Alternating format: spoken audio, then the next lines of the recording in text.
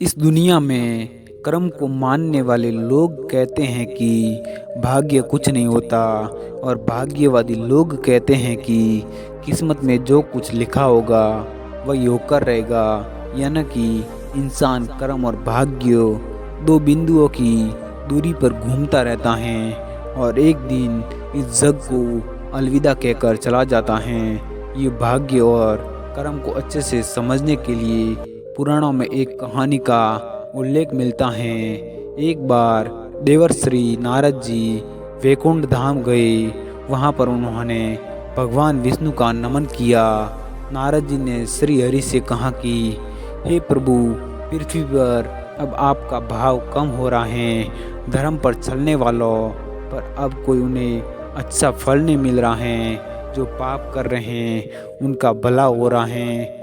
तब श्री हरि ने कहा, ऐसा नहीं है नारद जी, जो हो रहा है सब नियति के जरिए हो रहा है। नारद जी बोले कि मैं तो देख कर आ रहा हूँ, पापियों को अच्छा फल मिल रहा है और भला करने वाले और धर्म के रास्ते पर चलने वाले लोगों को बुरा फल मिल रहा है। और फिर भगवान ने कहा कि कोई ऐसी घटना बताओ।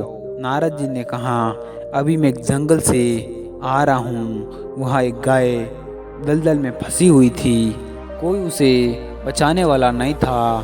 तभी एक चोर उधर से घुस रहा है। गाय को फंसा हुआ देखकर भी नहीं रुका।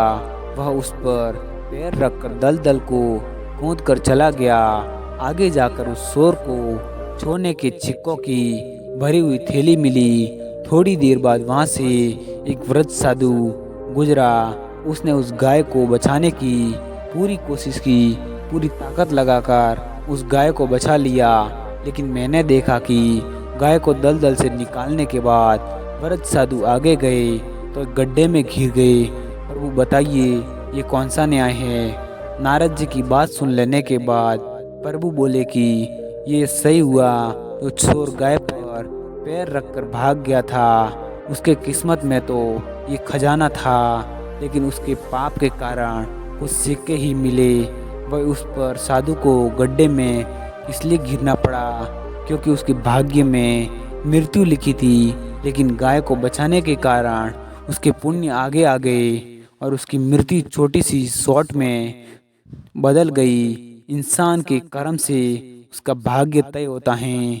इंसान को कर्म करते रहना चाहिए, उसका फल जरूर मिलता है, क्योंकि कर्म से भाग्य बदला जा सकता है। तो दोस्तों, आज की ये कहानी पसंद आई हो तो एक लाइक करके कमेंट ज़रूर करें। मिलते हैं अगली वीडियो में, तब तक के लिए धन्यवाद।